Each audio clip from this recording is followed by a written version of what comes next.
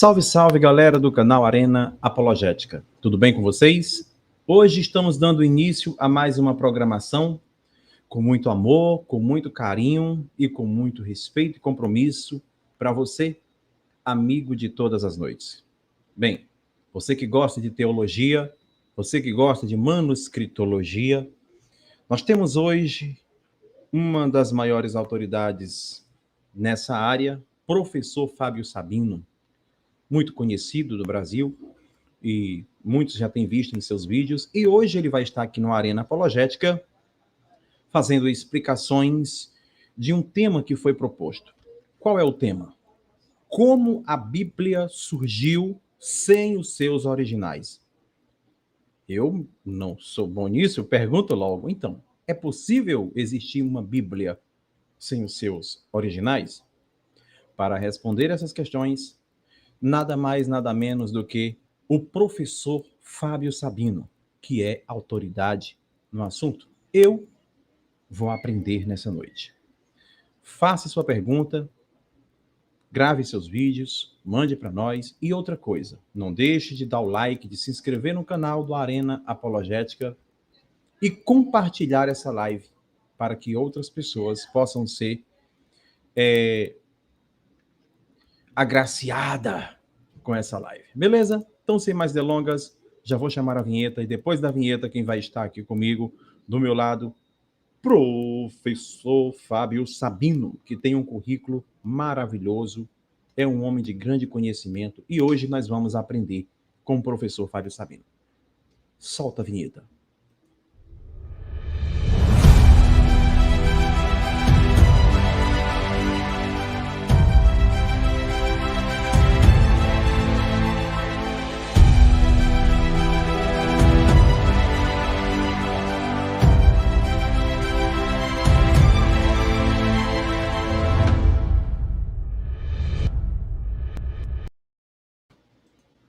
Boa noite, seja bem-vindo, querido professor Fábio Sabino.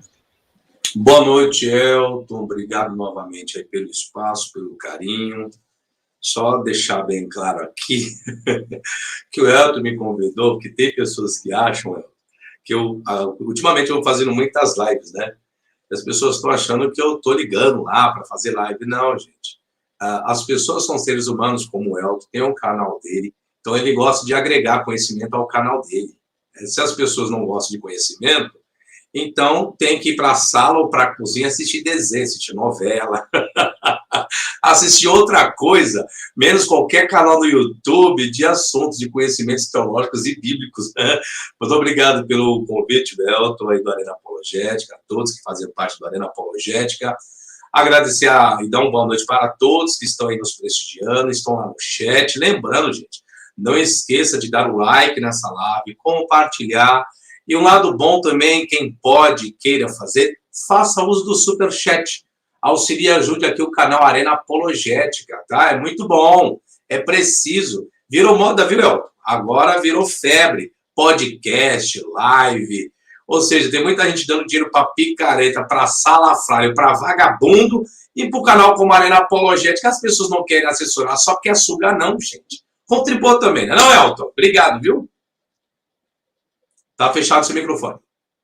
Seu microfone tá fechado. Muito obrigado. Fico muito grato, emocionado com a sua deferência.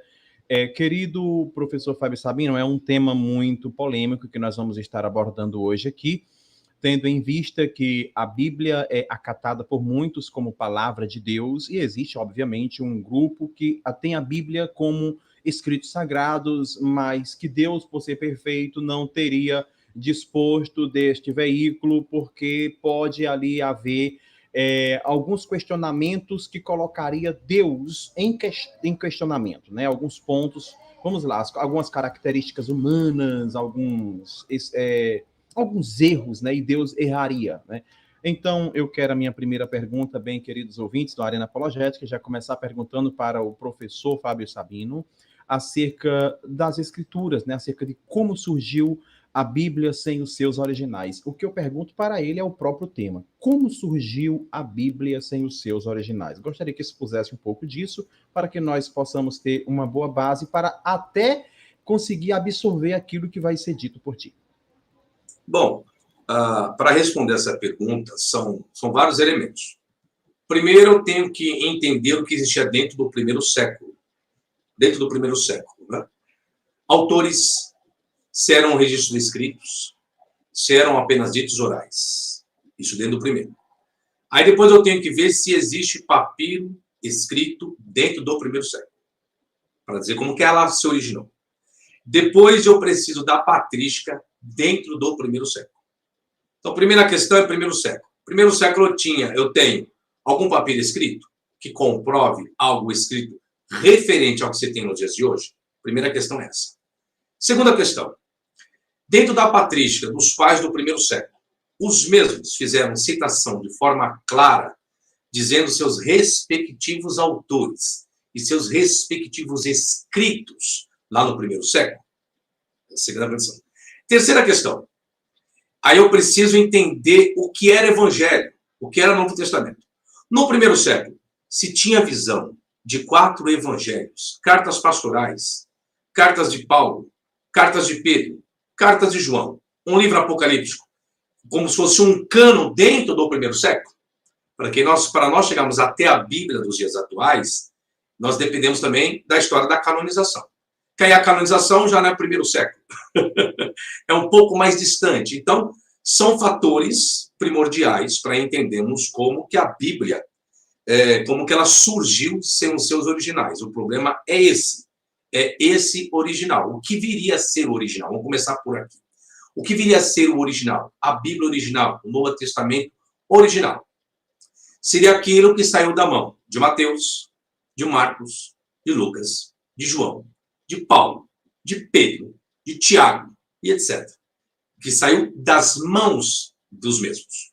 Mas colocaremos uma outra suposição.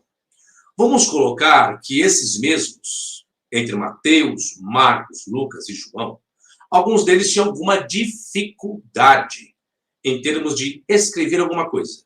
Então, que os mesmos precisariam de um copista, de um amanuense, de um escriba para escrever os seus ditos, as suas histórias. Aí entra um outro problema. O mesmo qual escreveu, caso esses tinham dificuldade em escrever, entenderiam tudo aquilo qual o seu amanuense escreveu? Ou seja, será que o copista, ao escrever o ditado, que seja de um desses considerados evangelistas dos 4 evangelhos, ou até mesmo Paulo, eles fizeram alguma correção posterior a isso? Então, o que viria a ser o original? O dito falado ou o dito escrito? Mas o original teria que ser o dito escrito por parte daquele qual tem a sua oralidade, aquele qual tem o conhecimento daquilo que foi dito por Jesus. Mas será que o copista não teria tendenciosidade? Será que existiu tendenciosidade por parte de alguns copistas? Ou será que todas as cópias vieram dentro da sua integridade? Uma primeira alusão seria essa, algumas indagações também, viu, Elton?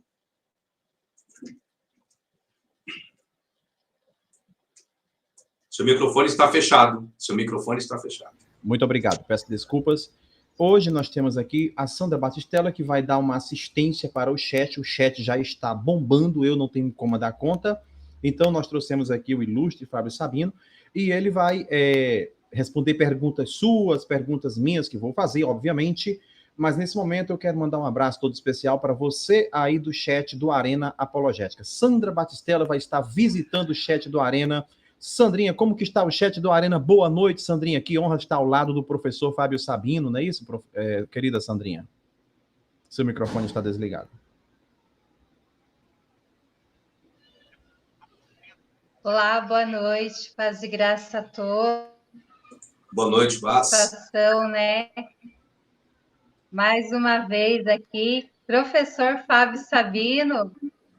Privilégio, viu, em poder estar aqui juntamente com o professor aqui no Arena Apologética. Paz e graça aí, pastor Elton. O pessoal do chat aí também, Deus abençoe a vida de cada um de vocês. Deixa aí, né? Você já deu um início aí. Deixa eu mandar um abraço para o pessoal que está aí entrando aí. O Alexson, Antônio Miranda, Alex Miranda, João Santos, José Ferreira, Kleber Lima, Atafona, meu caro, Fernando, deixa eu ver aqui, é que subiu tudo aqui para mim. É uma satisfação, pessoal aí que está chegando, vai deixando o seu like, compartilhando, né? Esse Trocando a Ideia. O professor Sabino é conhecido aí pelo Brasil afora. Maravilha, Sandrinha deu uma queda de internet. Vocês têm a oportunidade hoje aí de conhecer. Oi? Nada. Fazer as suas perguntas, né? Nesse Trocando Ideia, no finalzinho aí, o professor Elton, eu acredito que vai deixar um tempinho aí para o pessoal do chat, e o professor Sabino, com certeza, vai responder todas. Quem sabe, Maravilha. né? Dá tempo. Joel, Joel, deixa eu só falar o pessoalzinho aí que está chegando. Opa. Marcelo, forte abraço, gente. Depois a gente volta aí. Sejam todos bem-vindos. Maravilha, Sandrinha. Daqui a pouco você volta para visitar essa galera maravilhosa do chat. Deixa eu continuar aqui com o professor Fábio Sabino. Professor Fábio Sabino, eu tenho uma outra pergunta aqui. Se a Bíblia não representa, de um certo modo, né, pela ausência dos originais, pela falta dos originais, então a literatura estaria comprometida à veracidade da palavra de Deus na Bíblia Sagrada? A palavra do Senhor, Deus, do Senhor Jeová, estaria comprometida pela falta dos originais? Totalmente. Totalmente. Se não existe mesmo, vou colocar até dentro dos originais. Primeiro que Deus não pediu para ninguém, não vou dizer, vou colocar dessa forma para simplificar o raciocínio. Se eu for colocar a única coisa que Deus pediu para alguém escrever, segundo a Bíblia, foi apenas lá no Monte Sinai, Moisés. Né? Moisés. E depois, em vira-volta, Deus está aparecendo, e Deus nunca mais apareceu para ninguém, não pediu para ninguém escrever absolutamente mais nada. Estou me referindo a Deus. Logo, o Novo Testamento esquece. Então, seria apenas o Antigo Testamento. Né? Por isso que tem que tomar cuidado ao fazer essa distinção. Antigo ou Novo? Porque se for pegar o Novo, piorou. Porque Jesus não pediu para ninguém escrever nada. Não pediu para Mateus escrever, para Marcos escrever, para Lucas escrever, para João escrever, nada. Hoje fala, tem que separar essa questão, porque vai gerar na cabeça do povo uma complexidade muito grande e ninguém vai me dar nenhuma prova que Jesus mandou alguém escrever alguma coisa a respeito da pessoa dele. Alguém já encontrou? Jesus solicitando que alguém escrevesse alguma coisa sobre ele? Não. Não. Tá? Então, primeiro por aí. Eu queria ir por partes daquilo que eu te passei, Welton, para poder explicar isso para o pessoal. Você vai chover de pergunta aqui e eu não vou conseguir seguir uma sequência de aula para as pessoas entenderem a temática. É possível a Bíblia sem originais? Ou como a Bíblia surgiu sem os seus originais? Como eu falei, tudo inicia-se no primeiro século. O que se tem no primeiro século? Qual a base que se tem para dizer que alguma coisa surgiu a respeito de Jesus, usando até mesmo a Bíblia? Justamente o prefácio do Evangelho de Lucas. Lucas é um deles que vai deixar bem claro no seu prefácio que muitas pessoas, vou até ler o texto aqui para ficar mais fácil. Lucas capítulo 1, versículo 1 diz assim, ó. Tendo, pois, muitos, preste atenção, muitos não são poucos, muitos também não são todos. Eu vou respeitar o português aqui. Lucas 1:1. Tendo, pois, muitos empreendido por em ordem a narração dos fatos que entre nós se cumpriram. Então, Lucas já está deixando bem claro para Teófilo que muitas pessoas estavam colhendo os tais ditos de Jesus, os pontos históricos de Jesus, e cada pessoa estava procurando fazer isso. De que forma? Dentro de uma ordem. Mas qual é essa ordem? Uma ordem cronológica? Uma ordem genealógica? Uma ordem de temas de assunto? Ou seja, uma forma como Lucas está dentro do seu evangelho, né? Começa com a árvore genealógica e vai tecendo todo o conteúdo até chegar no clímax, que é a ascensão de Jesus. Né? Só que o que Lucas faz dentro do seu evangelho, que não é um apóstolo, mas faz parte do cânon, que também, igual eu falei, o processo do cânon tem que entender isso também. Então, Lucas ele escreve para Teófilo todo o conteúdo que existe no Evangelho de Lucas é justamente para sanar as dúvidas que Teófilo tinha daquilo qual ele tinha ouvido. O Evangelho de Lucas não foi escrito para o século XXI, por mais que esteja na Bíblia. Todo o conteúdo foi para quê? Sanar dúvidas. Quem está dizendo isso? É isso? Eu? Não. Isso quem está dizendo é o próprio Evangelho de Lucas. Ele vai dizer no versículo 2 que ele diz assim, ó. Segundo nos transmitir os mesmos. Olha o problema agora. A transmissão. Então, Lucas, ele está dizendo no seu Evangelho que muitas pessoas estavam querendo os ditos, colhendo histórias e tantas outras coisas. Lucas já está dizendo que não foi testemunha ocular desses fatos, ele não foi, porque ele disse no versículo 2, segundo nos transmitir os mesmos que os presenciaram desde o princípio e foram ministros da palavra. Então, Lucas não é testemunha ocular dos fatos. Então, ele está pegando o quê? Informações com outras pessoas. Aí vem a questão. Mas será que essa transmissão que Lucas recebe dos ditos, ou que seja, foi a originalidade dos fatos? Aí está a questão. Então, já perdemos a originalidade. Perdemos. Então, o Evangelho de Lucas mesmo, vamos colocar aqui agora. Vamos supor que na Bíblia, hoje, o Evangelho de Lucas realmente é o original de Lucas. O original de Lucas, vamos colocar dessa forma. Seria a forma correta? Não. Por que não? Porque a originalidade se dá também por aquele que foi testemunha ocular dos fatos. E nesse caso, Lucas não foi. Olha o problema que eu teria aí, professor Elton. Tá vendo? Então não adiantaria apenas eu ter hoje o registro do Evangelho de Lucas na Bíblia original, que saiu do punho dele. Por que isso não seria original, professor? Porque ele está pegando uma transmissão de outras pessoas, o qual ele não foi testemunha ocular, e ele diz que não foram poucas as pessoas, foram muitas. Esses muitas aqui, ó, que ele diz que foram ministros da palavra, foram os 12 apóstolos? Não. Porque se eu colocar que foram os 12 apóstolos, então saem fora esses que muitos estavam empreendendo, por em ordem dos fatos. Por que vai pôr em ordem os fatos? Se realmente não há questão lógica para isso. Caso fosse os 12 apóstolos escolhidos por Jesus. Olha o problema que eu teria aí. Então, fora isso, fora essa bagagem que Lucas traz, dentro do seu prefácio, que muitas pessoas estavam tentando, nós temos uma carta de Papias, que vai falar das pessoas que estavam interpretando esse dito. Interpretando. Não é cópias, não. E outro problema que nós encontramos é dentro da patrística. Que o mais curioso e interessante é quando chega na patrística, nos pais do primeiro século, sendo Clemente, Inácio, Policarpo, os mesmos não fazem alusão de 4 evangelhos escritos e muito menos seus respectivos autores. Você viu o problema que girou agora? Mesmo que eu tivesse hoje o evangelho que está na Bíblia, o evangelho de Lucas, tivesse vindo do punho de Lucas, não seria o original por conta que ele não foi testemunha ocular dos fatos. Primeira questão que eu argumento é essa. Maravilha. Bem, já foi até um pouco meio que abordado, né, no contexto da sua fala, mas eu tenho uma pergunta aqui, uma pergunta interessante sobre, para o senhor, né, como professor de crítica textual, como funciona a comparação dos papiros e códices com o texto restaurado que temos hoje, para a identificação da descredibilidade?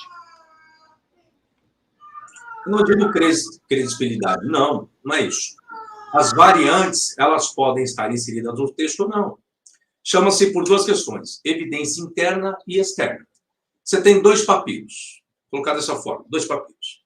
Ambos os papiros, eles são do mesmo século, e o mesmo tipo textual.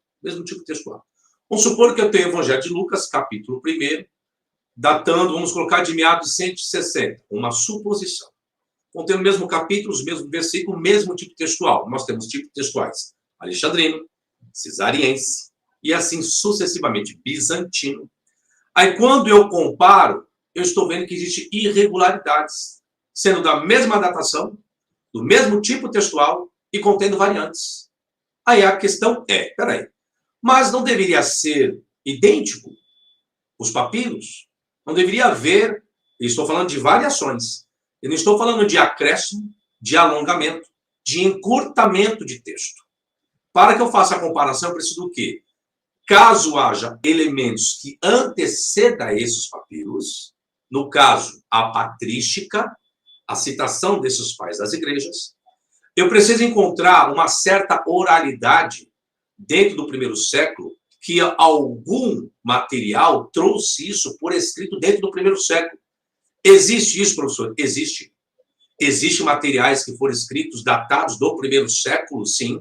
Existe considerados apócrifos e pseudepígrafos, tá?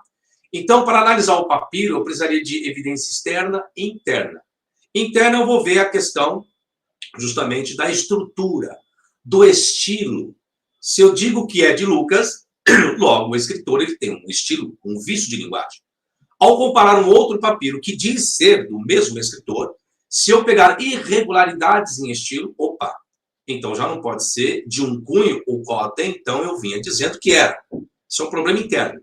O problema externo é justamente as variações que surgem. Ou seja, a variação que surge no papiro. Ou seja, uma palavra que estaria acrescentada, ou ao mesmo tempo ela omitida. Ela simplifica o raciocínio ou ela complica o raciocínio? Lembrando que os copistas, cada um tinha seus vícios de linguagem também. Então, a única forma de eu entender, descobrir entre dois papiros é eu fazendo uso da evidência interna e externa. Isso vai trazer em descrédito. O problema é esse, porque você não sabe qual é o original. Igual eu falei, mesmo sabendo qual é o original, mesmo. Igual eu usei o exemplo de Lucas. Mas eu posso usar o exemplo de Mateus, que está na Bíblia. O mesmo exemplo. Tá? Não só Mateus, o Marcos também. Marcos foi testemunha ocular dos fatos. Essa é a questão. Então, o problema que se envolve é isso, tá? Dentro do primeiro século. Os ditos existiram? Sim. Os ditos são existentes. Por qual razão se comprova os ditos existentes? Novamente, pela patrística dos pais do primeiro século e por obras consideradas apócrifas e pseudepígrafas dentro do primeiro século, tá?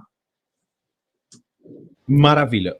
Temos aqui uma pergunta do... deixa eu ver...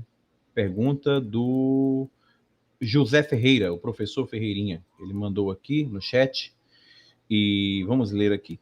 Se a falta dos originais anulam a Bíblia, toda a literatura clássica, como as obras dos pensadores gregos, também são literaturas falsas, visto que não há seus originais? Tudo farsa? Pode comentar, querido professor Fábio Sabino, sobre essa pergunta. Bom, quem está dizendo isso é ele. Ele está fazendo a afirmação. Se a falta dos originais anula a Bíblia, toda a literatura clássica, como as obras dos pensadores gregos, também são literaturas falsas, visto que não há seus originais. Tudo farsa. Sim, seria tudo farsa. Nesse quesito, sim. Seria tudo farsa. Agora, onde que não está a farsa? A farsa está naquilo que pode ser endossado. Aí está a questão. Essa é a resposta. Qual o endosso que existe? Alguém endossa? Ou não? Agora, querer comparar material da época dos gregos é a mesma coisa que eu falasse para você, Elton. Vamos falar do Antigo Testamento, que é muito mais antigo do que os registros do Novo. Agora vamos colocar aqui. Fazer uma pergunta. Todo o Novo Testamento se diz que foi criado ali em Jerusalém. Houve descobertas do Mar Morto. Aí eu vos pergunto, quantos papiros, os evangelhos, foram encontrados no Mar Morto? Interessante. Encontraram vários manuscritos só do Antigo Testamento, após a destruição de Jerusalém, e não encontraram sequer um material do Novo Testamento. E agora? Eu dou credibilidade ao quê? A verdade comprovada arqueologicamente ou apenas uma ideia? Ou apenas uma falácia? Essa é a questão. Então, eu dependo do quê? Da datação. Então, eu tenho todo o Antigo Testamento. É falso? Depende do quê? Da comprovação histórica. Exemplo. Diz que o povo ficou 400 anos no Egito. 400 anos no Egito não é 4 dias. Não é 40 noites. Não é 40 dias. É 400. É 400. Aí eu pergunto. E cadê esses registros lá no Egito? Do povo de Israel lá? Cadê José de Arimateia? José o Safenate Paneá, que foi governador do Egito. Cadê os registros do seu governo, do seu trabalho, do seu suor? Onde estão lá no registro do Egito? Tem um monte de registro de achados arqueológicos, falando do livro dos mortos e tantas outras coisas. Digo mais, estão lá em pé ainda. As pirâmides estão em pé. Os registros pictográficos, ou a escrita hieróglifa, estão lá contidas. Mas cadê a história do povo de Israel? Eu não lido com arqueologia, eu lido com fundamentação. E cadê? Não tem, né? Ok, então existe endosso. Só que não existe endosso para essa história de Israel. Logo, é uma farsa? Sim, é uma farsa. Porque a verdade só existe em cima daquilo que existe o seu endosso, sendo ele histórico, arqueológico, etc. Volto, não lido com arqueologia nem o que eu penso. Lido com fundamentos, diferente de muitos aí, como esse José Ferreira também. Eu lido com fundamentos, não com arqueologia. Então, voltando ao raciocínio do Novo Testamento, a respeito do Novo Testamento. Onde estão os registros, as comprovações, os seus escritos, dentro da patrística? Primeiro elemento. E lembrando, senhores, que os pais das igrejas são cristãos, tá, gente? Não são ateus, tá? Então, se tivesse que haver tendenciosidade, teria que existir por parte deles também. Por parte dos pais das igrejas. E onde está? No primeiro século. Não existe uma citação sequer de um evangelho escrito e dado ainda o nome dos seus respectivos autores, como se conhece hoje, dentro do primeiro século. Não há. Aí as pessoas dizem. E também não há papiros do primeiro século, tá? Aí sabe o que as pessoas alegam? Mas foi destruído os papiros gregos do Novo Testamento. Interessante. Quando o Templo de Jerusalém foi destruído, que destruiu uma grande massa de materiais escritos, não foi em cima de uma religião cristã. Foi em cima de uma religião judaica. Né? O Templo de Jerusalém é um templo judaico. É um templo, não é um templo cristão. Então a questão é, encontrou-se vários materiais do Antigo Testamento lá nas cavernas, o Mar Morto, o Qumran, em tantos outros. E cadê do Novo? Onde foi parar? Né? Complicado isso. Obrigado. Maravilha. Professor Fábio Sabino, eu tenho uma pergunta assim de cunho mais empírico do que científico, arqueológico, crítico, porque isso vai expor, de um certo modo, a particularidade de fé de cada indivíduo, de cada igreja. Então, diante dessas... Elton, só colocando que eu não lido com resposta, nem pergunta a respeito de crença e fé. Você sabe disso, tá? Só uma precaução para você. Claro, claro. E acho isso muito interessante, inclusive. Mas, assim, consequentemente, por trazer essas explanações aí, que, de um certo modo, expõem uma fragilidade daqueles que aplicam a sua vida em seguir o evangelho, né? De repente eles, tudo que eu creio, tudo que eu defendo está tão fragilizado por ausência de comprovações científica, arqueológica. Como que fica a minha fé? Como que fica agora todos os anos investido a minha vida imbuída nisso e tal? Queria que o Nobre comentasse como que fica. Eles devem continuar na sua perspectiva ou eles devem rever seu conceito de fé? Welton, perguntas de cunho pessoal nesse caso, eu não sou Deus e não sou juiz para dizer o que as pessoas devem fazer ou não. Da forma que elas acreditam, da forma que elas têm fé. Cada ser humano tem sua particularidade de crença e de fé, assim como eu tenho a minha. E por mais de tudo que eu descobri, minha fé e minha crença, ela não mudou, continua intacta da mesma forma. Muito mais com muito mais racionalidade, com questão de espiritualidade. O mal do nosso país Brasil é que as pessoas foram acostumadas a não questionar nada, a não pesquisar, a não estudar. Infelizmente é isso. Eu vim do ramo pentecostal, eu vim da Assembleia de Deus. Eu vim da Assembleia de Deus, Ministério do Belém. E se alguém conhece a história da Assembleia, antigamente se dizia que teologia era coisa de Satanás, era coisa do diabo. O que funcionava era o quê? Oração e jejum. Quem é que não sabe disso? É a unção do Espírito Santo. Ou seja, isso chama-se ignorância. Então, tanto tempo foi passado, isso até hoje é assim, para muitas pessoas.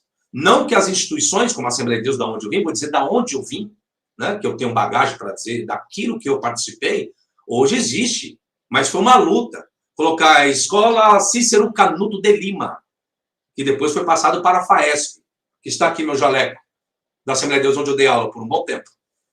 Então, para implantar a teologia, iniciou primeiro com uma escola de obreiro. E, cabresco até hoje. E muitas pessoas hoje que dizem, mas minha fé e minha crença, como fica? Porque as pessoas estão com cabresco. Porque se as pessoas procurassem estudar, agora eu vou dizer o papo reto mesmo, assim, as pessoas, a partir de hoje, começaram a pesquisar com a mente limpa, aberta e sair dos dogmas, porque achando que o dogma é a verdade, enquanto que outra denominação que defende a Bíblia, que acredita na inspiração, na inerrância, não tem o mesmo dogma que muitos têm por aí. Então, igual, o dogma, o sábado é um dogma para adventista, para a Assembleia não é, mas está na Bíblia também. Os adventistas têm a Bíblia como inspirada e preservada e tantas outras coisas, como sagrada.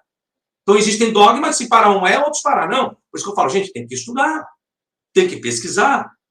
Já o cristianismo lá em outros países é diferente do nosso aqui. Tanto que o nosso material teológico, com todas as letras eu digo isso, aqui no nosso país vem de onde? São produzidas por todos os teólogos do nosso país? Não. Vem de fora, gente. São traduções. Os melhores léxicos, dicionários. Sabe? Quando surgiu a coleção de Champlin, nossa, foi um fervor. Vem de onde? Do Brasil? Não. Então você vê que a mentalidade fora do nosso país é outra a respeito da religião. Aqui que é isso aqui embutido. É o preconceito, é a acusação, é a difamação. Ou seja, quando você lida nessa perspectiva, que essa perspectiva que eu trago aqui, vocês estão pensando que isso aqui é novo? Toda a teologia que eu faço aqui no Brasil é uma teologia nova? Não, senhores. Não, acho que não. É antiga. Teologia de 1800 já. Teologia de 1900. Em outros países, França, Alemanha, Estados Unidos. Quando o Bart Ehrman surgiu, nossa, o maior herege. Quantas pessoas não seguem Bart Ehrman hoje? Várias pessoas, até do ramo pentecostal, fazem uso da sua obra. Por quê? Porque é uma obra séria. Infelizmente, hoje a teologia no nosso país, Brasil, vai se tornando séria. Não é a teologia de fundo de quintal, não. Que você não pode julgar os valores das informações. Que você não pode criticar o texto. Se você não pode alterar, não, mas já estava tudo alterado. Por isso que eu falo, a questão da fé e da crença, tem que ter fé e crença? Tem. Como que você tem que fazer? Estudar, pesquisar, ter uma mente mais aberta, a mente lúcida. Não querer defender fé e crença ninguém defende não, gente. Aí quer defender um texto onde todos os acadêmicos neutros, não ortodoxos, neutros, sabem o que é realmente a Bíblia, a sua historicidade e qualquer outras coisas. Mas para o leigo que não quer buscar, quer ficar só no seu arrozinho com feijão, como diz Paulo, com o tempo já deveis ser mestres, mas ainda sois meninos. Tem gente que passa 30 anos, é a mesma coisinha, o mesmo arrozinho com feijão, passa 50, 60, 100 anos. Me desculpa, gente. Não é eu vim do mesmo segmento que muitos aí que me julgam hoje, que me chamam de herege e tantas outras coisas. Sapatear, sapateei, subir monte, subir, falar língua estranha, falei língua estranha e tudo mais. Vocês imaginaram, um bom pentecostal, eu tive tudo isso. Pregava todo final de semana. Hoje a minha vida é outra. Muito mais melhor. Eu tenho fé que eu cresço, não me tornei nem um ateu. Professor, e hoje eu sei julgar os valores das informações. Maravilha. E tirar um bom proveito disso. O querido chegou a fazer aquilo que os pentecostais majoritariamente fazem, falar línguas, chegou a participar desse evento? Tem um vídeo desse no YouTube, ó. Tá aí no YouTube. Uhum. Tá aí no YouTube. É claro que minhas perguntas vão ser perguntas assim voltadas para uma facilidade compreensiva do nosso público. E eu quero perguntar primeiramente, deixa eu pegar um superchat aqui, porque tem prioridade, né? Como mandaram um superchat fazendo perguntas, eu vou pegar uma carona aqui no Antônio Miranda, Teologia Reversa. Muito obrigado pela sua participação. Daqui a pouco a nossa querida Sandra Batistella vai estar de volta para estar mandando aquele alô para vocês aí do chat. A Enciclopédia Católica de Fairley confirma que não foram os apóstolos e colaboradores desses que escreveram a Bíblia. João, pescador, sabia do Logos? Ou seja, penso eu que ele está falando de uma relevância que João não tinha acesso como ser humano, porque para saber do Logos é necessário uma intervenção na cognição do próprio homem de Deus como instrumento, como ser instrumento humano que tem acesso a informações advindas do sobrenatural. Vamos assim tentar falar. Então, João não sabia do Logos, com base na pergunta do nosso querido Antônio Miranda. Parabéns pela pergunta. Eu queria que o nosso querido, amado irmão, professor Fábio Sabino, comentasse acerca da mesma. Não, João só teria a concepção do Logos caso João tivesse estudado com filósofos. Com filósofos. Aí ele teria conhecimento, sim. tá? Porque logos não é um termo de João. Não é um termo exclusivo de João. Não é uma revelação para João. João não teve uma revelação do logos. No princípio era o verbo estava com Deus e o verbo era Deus. Não foi uma revelação para ele. O logos é um conceito muito antigo.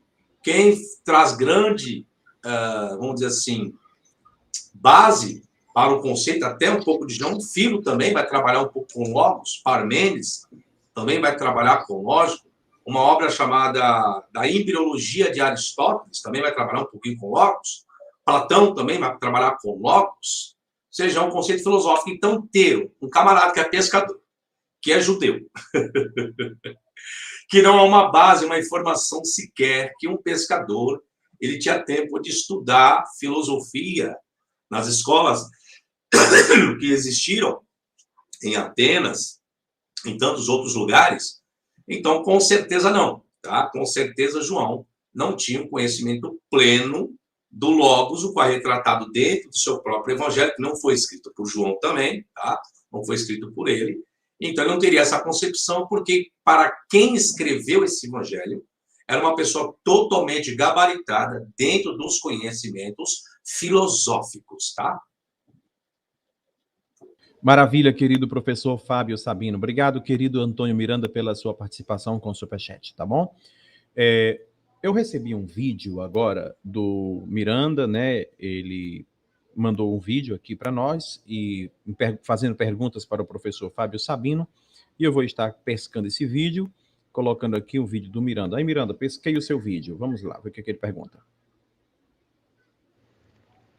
Boa noite, Arena Apologética. Boa noite, Elton e doutor Fábio Sabino. Eu sou Luciano Miranda, do canal Senhor Miranda Desigrejado. Sabino, eu queria que você comentasse, por gentileza, sobre as obras de Eusébio e Clemente de Alexandria, que fazem citações de livros que foram canonizados, que estão nos códices e não estão nas Bíblias, nem na Bíblia Católica e nem na Bíblia protestante, na Bíblia evangélica. E também que você falasse sobre o concílio de Laodiceia e finalmente sobre o concílio de Constantinopla, que vai envolver lá a canonização de Apocalipse, tá bom? Um abraço e obrigado. Pronto. Aí está a pergunta do nosso querido Miranda. Pode ficar à vontade, professor Fábio Sabino. Bom, na verdade, o que ele coloca, pais do terceiro século, né? Eusébio escreve sua História da Igreja, Clemente de Alexandria, não me lembro agora das suas obras, quase que me confundi com Clemente de Roma, que é do primeiro século. Bom, realmente, por isso que eu falei, aí já está no final, já está em cano. Por isso que eu falei, tem que seguir uma sequência para chegar nessa temática, como a Bíblia surgiu sem os seus originais. Então já está entrando no cano, então vamos falar do cano. Então esquece primeiro, segundo século, vamos falar do cano então. Bom, se tratando de cano, se tratando do que ele falou, dos códices, o que acontece? Nós temos um códice sinaítico do quarto século, que nele contém ambos os testamentos. O Novo Testamento contém os 4 evangelhos, Atos, Epístolas Gerais, Epístolas Paulinas, Hebreus, Apocalipse, a Epístola de Barnabé, tá? Que não está na Bíblia. É isso que o João Miranda perguntou. E o pastor de Hermas, que também não está na Bíblia. Está no Códice Sinaítico, mas não está na Bíblia. Aí eu falei, tá, mas como que o Códice se originou? Por isso que eu falei, tem que ser passos para as pessoas entenderem. Você vai fazer pergunta atropelada do primeiro já para o quarto século, vai bagunçar a mente das pessoas, mas vamos responder as perguntas. Aí eu vos pergunto, senhores, cadê esses livros da Bíblia? Está no Códice Sinaítico. Está lá, fechadinho, bonitinho. Mas vamos sair do Sinaítico, vamos para um outro códice, então. Vamos falar de um outro códice também, de onde surgiram as Bíblias, as edições críticas de onde surgiram. O Códice Alexandrino, ele contém ambos os testamentos. O Novo Testamento contém os 4 evangelhos, Atos, Epístolas Gerais, Epístolas Paulinas, Hebreus, Apocalipse, 1ª e 2ª carta de Clemente. Códice Alexandrino é do 5º século, completo também. Aí eu pergunto, 1º e 2º Clemente, como assim, professor? Então, isso que eu falo que tem que estudar, porque não está na Bíblia também. Clemente de Roma foi o primeiro pai da igreja e escreveu 2 cartas à igreja de Corinto.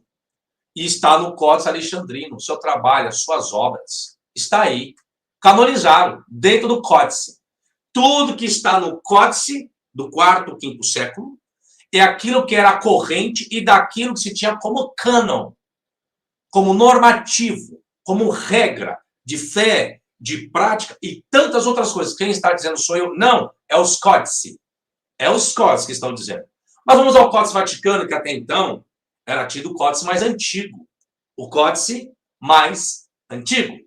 Porque o Códice Sinaítico foi descoberto por Constantino von Tischendorf, né? Mas vamos ao Códice Vaticano. Então, vamos ver o que nele contém. Vamos lá. Códice Vaticano, respondendo a pergunta aí do Amado. Códice Vaticano, ele é do quarto século, contém Antigo e Novo Testamento. Entretanto, o Novo Testamento possui os 4 evangelhos, Atos, Epístolas Católicas, Epístolas Paulinas. E o livro de Hebreus vai até o capítulo 9, versículo 14. Depois não tem mais nada. E o livro do Apocalipse não fazia parte do Códice Vaticano. Não. Não fazia parte do Códice Vaticano. Mateus 16, capítulo 2 é omitido. Marcos, Evangelho de Marcos, termina no capítulo 16, versículo 8. Evangelho de Lucas, no Códice Vaticano, capítulo 22, versículo 43, em diante também é omitido. João, capítulo 5, versículo 4, que é a passagem da mulher adúltera, também é omitido. A doxologia de Romanos antecede capítulo 16, versículo 23. O livro de Hebreus encontra-se na frente do livro de 2 Tessalonicenses. Ou seja, olha o tanto de irregularidades que se tem hoje. Então, se tem uns códices fechados, bonitinho, que era padrão normativo para aquela época. Quarto século em diante. O que fizeram? Deixa para lá. Deixa para lá. Livro do Apocalipse entrou no cânon? Não. Quando foi que foi oficializado o cânon? 363 no Concílio de Laodiceia. E o livro do Apocalipse estava nesse cânon? Também não. Depois que entrou no cânon do livro do Apocalipse, respondendo a pergunta aí do nosso amigo Antônio Miranda. Obrigado. Maravilha, muito obrigado, querido professor Fábio Sabino. E depois desse vídeo, a Sandra Batistella vai estar visitando a todos aí do chat. Tem mais um vídeo aí mandado, deixa eu pescar aqui, Adriano Cruz, manda uma pergunta para o professor Fábio Sabino. Deixa eu pescar o vídeo, acabei de receber aqui. Shelton, boa noite, Sandra, boa noite, professor Fábio Sabino, e uma boa noite para todos que estão acompanhando essa transmissão. Professor Fábio Sabino, a minha pergunta para o senhor é uma pergunta até bem simples. Imagino que o senhor tenha uma resposta plausível para essa pergunta. Então, lá no livro de Lucas, capítulo 4, versículo 8, Jesus está tendo ali uma conversa com Satanás e um dos argumentos que ele usa é justamente citando as palavras escritas em Deuteronômio, capítulo 6, versículo 13, onde ali contém o tetagrama, o nome divino do Deus Todo-Poderoso. E um pouco mais à frente, no versículo 17, começa a narrar ali uma situação em que Jesus está na sinagoga e ele lê o rolo do profeta Isaías, para ser mais exato, Isaías capítulo 61, onde também, pelo menos por 2 vezes, aparece o tetagrama do nome divino. Em outras ocasiões, Jesus também, ao citar as escrituras hebraicas, ele faz uso de textos bíblicos escritos em hebraico que contêm o tetagrama. A minha pergunta é, diante das várias ocasiões em que Jesus faz uso de textos bíblicos em hebraico que contêm o tetagrama divino, por que o senhor defende a ideia, inclusive, se eu não estiver enganado, o senhor tem um livro publicado onde atesta que Jesus Cristo não usou o nome divino, que Jesus não ensinou para as pessoas o nome de Deus. Então a minha pergunta é, diante daquilo que eu acabo de lhe apresentar, que provas o senhor tem de que de fato Jesus e os escritores originais, aqueles a quem Deus inspirou, que provas o senhor tem para afirmar que Jesus jamais pronunciou o nome divino e que aqueles escolhidos por Deus jamais escreveram o nome divino nas escrituras gregas cristãs? Essa é a minha pergunta. Um abraço, boa noite. Maravilha, pode ficar à vontade para comentar. Só uma questão, eu pensei que você ia conduzir esse diálogo em cima pautado no tema. Tetragrama, a gente está falando da origem da Bíblia, como a Bíblia surgiu sem os seus originais. É verdade, eu quero aproveitar onde eu quero chegar. Então, é onde eu quero chegar agora. Mandem vídeo focado no tema, está certo. Então, que aí a pessoa, deixa eu concluir, aí a pessoa afirma uma coisa que eu nunca afirmei. A única coisa que eu afirmei é que Jesus nunca fez o título do tetragrama para si mesmo. Si mesmo. Essa pessoa está equivocada, tá? Para si mesmo. Usar o tetragrama para si. Tá? Para si. Não, isso não. Para si não. E isso eu tenho até um vídeo que eu falo sobre a expressão eu sou. Quando Jesus faz uso da expressão eu sou, atribui-se a Jesus a mesma forma que é atribuído para Deus, só um minutinho que eu vou dar essa resposta para esse rapaz do vídeo, o qual eu afirmo, mas não da forma que ele colocou. Uma pergunta tendenciosa e perspicaz. Então, seja um pouquinho, Elton, por gentileza, eu peço para você, para não sair fora. Senão o negócio vai ficar um negócio chato, maçante, vai me estressar porque eu preparo o conteúdo. Em cima da temática que você propôs, aí as pessoas vêm com outras perguntas que não tem nada a ver com o conteúdo. Mas só um minutinho que eu vou... Pode ler o comentário do pessoal aí, eu vou pegar esses blocos aqui, por favor. Maravilha. Inclusive, eu quero pedir aos nossos queridos participantes que, quando for mandar perguntas, realmente, gente, mandem no tema, né? Porque ele está aqui para conversar acerca desse tema. Eu peço desculpas, professor Fábio Sabino, tá? Por isso, tá bom? Enquanto isso, a Sandra Batistella vai estar visitando o chat. Deixa eu chamar a Sandra Batistella. Boa noite, querida Sandra Batistella. Como que está o chat do Arena Apologética?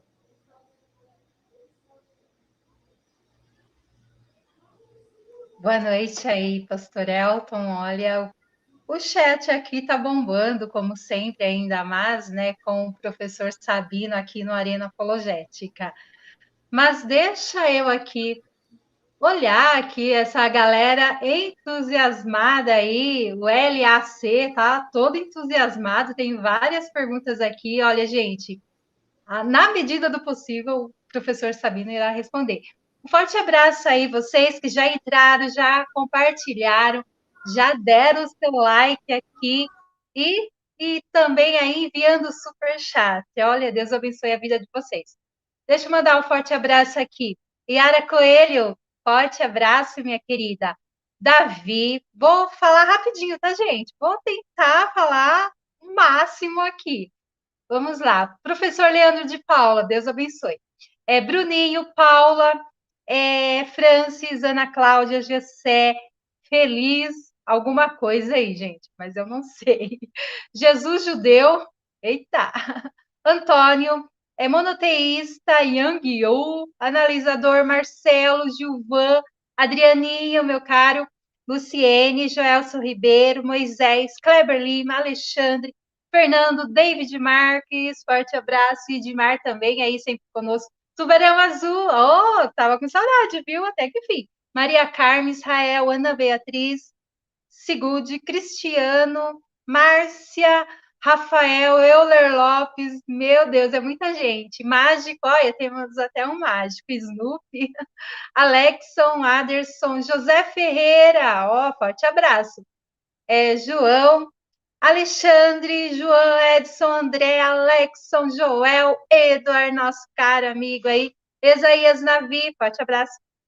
Lendo livros, gostei disso, viu? Sou fã de livros. Renê, Agnóstico, Improviso, Franzi, Jadson, Juliano, Josiane, Augusto, Eric, Saor aí, Professor César, Carlos, Wallace, Vinícius. Da onde que vocês estão falando aí, gente? Do pessoal do chat aí. Fala aí para o professor Sabino e para a gente aqui da Arena, da onde vocês estão falando. E se vocês estão compartilhando aí, escreve no chat. Compartilhei com meus amigos, com a minha cidade. E chama todo mundo aí, porque ainda tem umas perguntas aí, bomba que eu já estou vendo aí. Deus abençoe, pastor El. Maravilha. Maravilha, querida Sandra Batistella, muito obrigado. Gente, mais uma vez eu quero aqui me desculpar com o professor Fábio Sabino e pedir aos nossos queridos aí do chat que verdadeiramente eu concordo plenamente. Se for mandar perguntas, manda perguntas dentro da nossa temática, né? Ainda que seja dentro da nossa temática e tenha aspectos de que não é, sei lá. Então manda dentro da temática e depois eu vou pegar, não sei se ele quer responder, se ele não quiser, eu já não, vou responder a pergunta, qual o nome dele? Qual o nome dele? É Adriano Cruz. Adriano, uma boa noite para você. Eu nunca falei que Jesus fez uso do tetragrama. O meu esboço é, vamos lá, o título, Senhor. Jesus nunca, preste bem atenção, Adriano, Jesus nunca utilizou o título Senhor para si mesmo, tá? Vou ler meu esboço aqui agora para dar a resposta, para depois não pegar esse vídeo e editar, que eu conheço muito bem, a arte de alguns aqui. O vocábulo Senhor no Antigo Testamento. Agora vou mudar o foco, tá? Fez a pergunta, você colocou, Elton, agora eu vou ter que responder, né? O vocábulo Senhor no Antigo Testamento eu tenho em Gênesis 23, 11. De modo nenhum, meu Senhor, ouve-me, dou-te o campo, etc. Vai. Gênesis 23, 15. Meu Senhor, ouve-me. Diálogo de Efron com Abraão, em a Septuaginta. O que Kyrie akekura, ou em hebraico, Adoni shemaini. Gênesis 24, 14, eu estou só explicando que a palavra Senhor utilizada, vários aspectos, quando é usada para Deus, vai usar o tetragrama, para Deus. Quando eu quero tratar de homem, eu vou usar Adoni, meu Senhor, ou Adonai é diferente. Adoni, a mesma coisa. Adoni, meu Senhor, Gênesis 23, 15, meu Senhor, ouve-me. É um diálogo com Deus? Não. É um diálogo entre Efron e Abraão, usando o termo Adoni. Não é o tetragrama. Tá? Gênesis 24, 14. E nisso verei que usaste de bondade para com meu Senhor. O Senhor aqui é Abraão. Qual o nome que está usando para Abraão? Adoni. É o tetragrama para Abraão? Não. Vou continuar. Gênesis 24, 27. E disse, bendito seja o Senhor, Deus de meu Senhor. Opa, aí qual o texto que eu vou ter que lembrar? Tetragrama. Tetragrama, Elohei Adoni Avraham. Vocábulo Senhor no Novo Testamento. Vamos ver agora? Lucas 6,46 diz assim: por que me chamais Senhor, Senhor, e não fazeis o que vos mando? Aqui é onde eu entro. Quando existe a citação em Lucas 6,46, é o tetragrama que vai aparecer para Jesus? Será? Não. Não. Merai, Marai, Marai. Até no aramaico. Mená, Karen, Etun li Marai, Marai. Mateus 7,21. Nem todo que me diz Senhor, Senhor entrará no reino dos céus. Aí vem a pergunta. Quando Jesus fala sobre esse Senhor, Senhor, é referido ao tetragrama? Também não. Não é também Marai, Marai. Resumindo, deixa eu pegar aqui. Resumindo, eu coloco aqui, ó. A expressão utilizada para homens dentro do grego é Kyrios. Kyrios é usado para homens. O vocábulo Kyrios no grego é usado para Jesus. E o vocábulo Kyrios é usado para Deus. Então, se existe uma particularidade para Deus, então não deveria usar Kyrios para o homem. Quando eu chego também Adoni, Adoni em hebraico, é utilizado para homens. Adoni foi utilizado para Jesus. E Adoni foi utilizado para Deus. Agora, o tetragrama só foi usado especificamente para Deus. Jesus nunca fez uso do tetragrama para si mesmo. Esse é meu vídeo, que está aí com todas as devidas fundamentações. Então, não manipule, como é costume de muitos por aí que eu sei. Pega minha informação, manipule e coloca aquilo que eu não disse, gente. Tem que criar um pouquinho de vergonha na cara, né? Tem que dizer aquilo que o professor disse. Senão, quando for assim, sabe, faz? Pega lá o meu vídeo, aí sim. Adriano, pega o meu vídeo, onde você afirmou que eu afirmei que Jesus nunca fez uso do tetragrama. Nunca fez para si mesmo. Pega esse meu vídeo, mostra aí qual momento, qual minuto do meu vídeo, que eu pego o tetragrama e falo que Jesus nunca fez uso do tetragrama. Em nenhum momento. Para si mesmo, para Jesus, não. Ele nunca fez uso para si mesmo, como sendo ele, Jesus, o tetragrama. É isso que eu provei. Obrigado, Elton. Fica super à vontade, querido professor Fábio Sabino. Quero dizer que é uma grande honra estar lhe recebendo aqui. Sinta-se em casa, tá? Volta quantas vezes quiser. Deixa eu pegar aqui um superchat do Antônio Miranda Teologia. Pergunta, por que a Bíblia é baseada na Septuaginta e tem erros graves de comparação com as profecias? Erros da geografia e erros da tradição judaica. Querido Miranda, querido Antônio Miranda, muito obrigado pelo superchat, pela colaboração e pela sua participação aqui do Arena. E o nosso amado professor Fábio Sabino, se ele quiser, ele pode responder essa pergunta. Vamos lá. Problema da Septuaginta. É assim, gente. Outro problema existente. Septuaginta, sua história. Ainda vamos fazer um vídeo só sobre isso. Vou trazer um vídeo sobre a carta de Arista. Já traduzi o trabalho, já está pronto, mas ainda não tive tempo de fazer, porque é um conteúdo muito técnico. Eu sei que poucas pessoas... que esse vídeo vai dar poucas visualizações, porque eu sei que muitas pessoas não querem o estudo, não querem o conteúdo, querem a fé, querem a crença, etc. Se vai. Então, alguns vídeos que eu me precavei de não fazer, mas vou explicar. A Septuaginta, segundo a carta de Arista, foi feita em 287 para Ptolomeu Filadelfo. A carta de Arista vai trazer essa história, que ele solicita que haja uma tradução do Pentateuco, da Septuaginta, depois que surgiram os outros escritos. Para quem pensava que a Septuaginta é todo o Antigo Testamento, não. O início do trabalho da Septuaginta foi em cima do Pentateuco, tá? Então, do Gênesis até Deuteronômio. Então, a carta de Arista vai dizer que Ptolomeu Filadelfo solicitou que houvesse uma tradução do Pentateuco para a língua grega.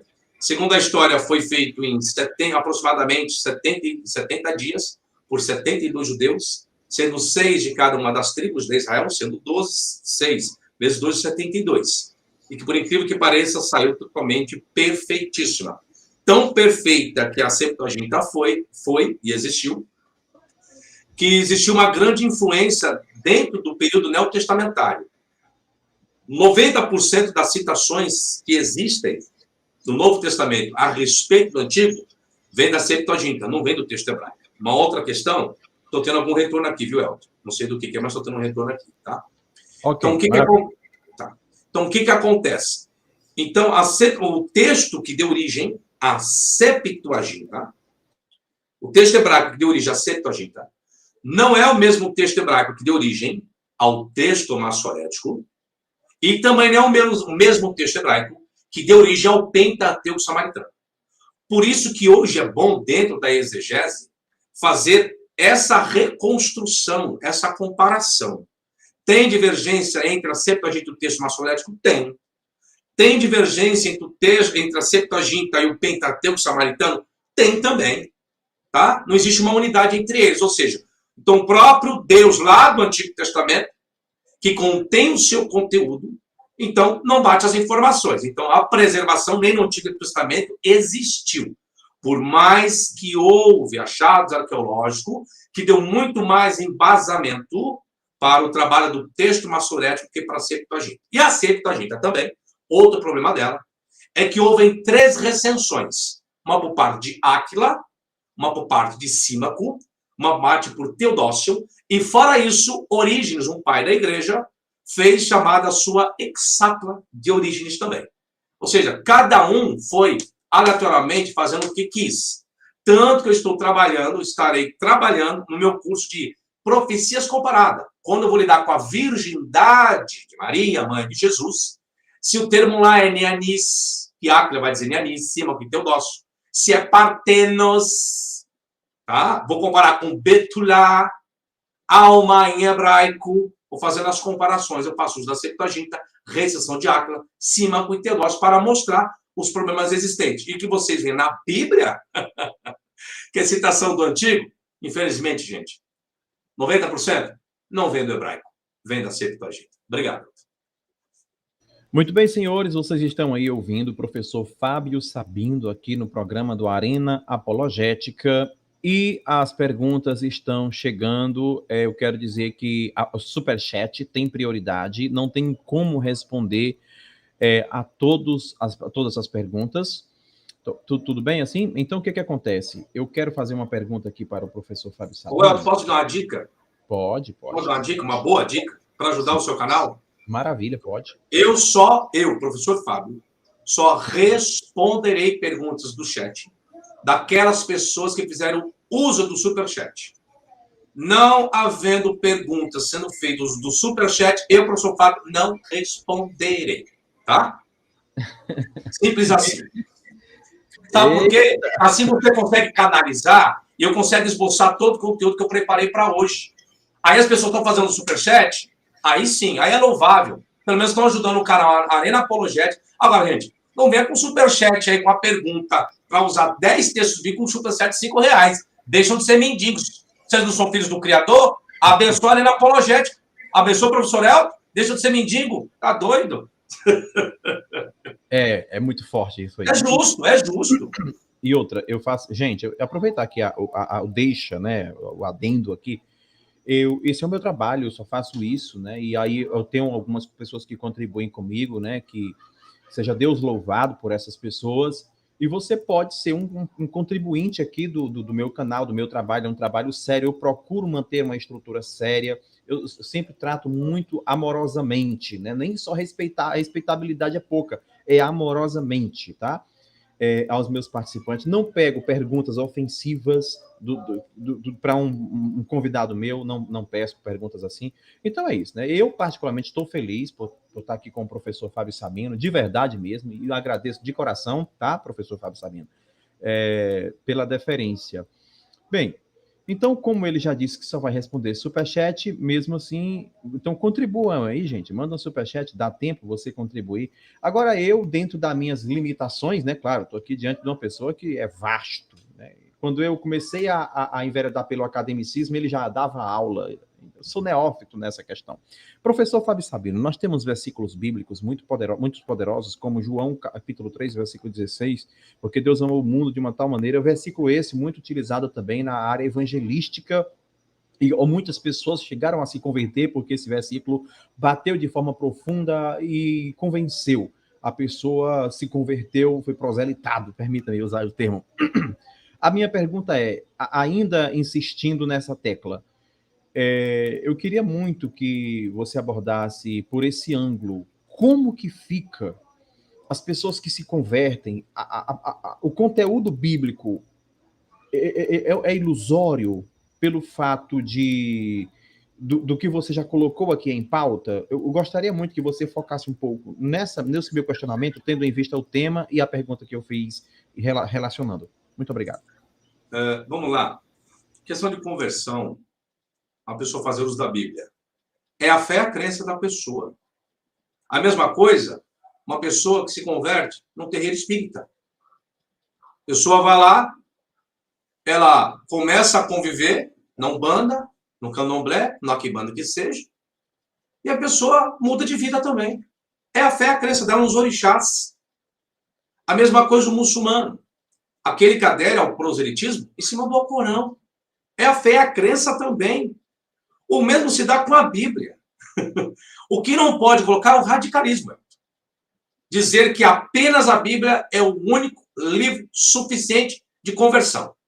Que, na verdade, agora, me desculpa que agora vai entrar, não existe conversão alguma, gente. Nenhuma. Existe libertação pela Bíblia? Não. Existe conversão pela Bíblia? Não. O que viria a ser uma conversão? O camarada sai do espiritismo e vem para o cristianismo. Ele aderiu um novo segmento. Porém, se ele quiser voltar às práticas, ele volta. Ele volta. Ninguém é libertado por nenhuma esfera. Um ex-drogado, ele é um ex-adicto. Tem muitas pessoas que não seguem nenhuma religião, mas estão vivendo NA, né? O Narcóticos Anônimos, só por hoje. Então, o camarada deixa de beber porque a bebida atrai a droga. Mas ele está fazendo isso por uma opção de escolha. Não porque ele foi liberto. Tá? Eu digo isso porque eu sou também. Um ex-adicto também. Também sou. Então, tem que tomar cuidado com isso. Agora, deve-se respeitar a fé? Deve. É a mesma coisa. Pessoas foram agraciadas, como teve agora, né, em outubro, lá em Aparecida do Norte. Eles fizeram leitura de alguma Bíblia? Não. Foram agraciados? Foram. Camarada deixou de fumar, camarada deixou de beber. Mas por quê? Porque ele foi lá na Aparecida do Norte, subiu lá de joelhinho, fez a prece dele e foi atendido. Ele não fez uso da Bíblia. Onde que eu quero chegar? O misticismo, esse misticismo, ele existe em qualquer religião, sendo evangélica, católica, muçulmana, espírita, tá? Porque nós estamos aqui focados muito nisso, que a Bíblia é o único livro. Não, isso não, gente. A fé e a crença, por isso que eu falei que é independente de cada um. Cada um recebe a sua graça, como se colocou, a conversão, a libertação, que seja, no conceito de cada um, da sua fé e da sua crença. Pode ser na Bíblia, no Corão, no Candomblé, livro de São Cipriano. Nossa, professor, é o livro do capeta, então. Tem gente que vai ter a graça do capeta, então. Vai ser agraciado pelo demônio, pelo Lúcifer, para onde quer que seja. A mesma coisa, as denominações agora que abriram, você dá risada, né? Eu sei que você dá risada. As denominações agora que abriram, para o quê? Para o grupo de LGBT. LGBT. Né? Aí as pessoas, mas não pode, mas não estão usando da Bíblia? Não tem fé? Não tem crença? Aí eu pergunto, Deus está libertando? Tá? Não. Por quê? Opção de escolha. Mas então deveria existir um poder sobrenatural de Deus, ao ler muitas passagens bíblicas, que nem essas igrejas deveriam existir no conceito de muitos protestantes. É, isso mesmo. A Lana Holder, desculpa dar o nome aqui, foi uma grande missionária lá de Camboriú, para quem é do meio pentecostal como eu fui, eu conheço muito bem. Pregou em vários congressos lá em Camboriú. Ela, lá, o falecido pastor Cisino, e tantos outros pregadores, Marco Feliciano,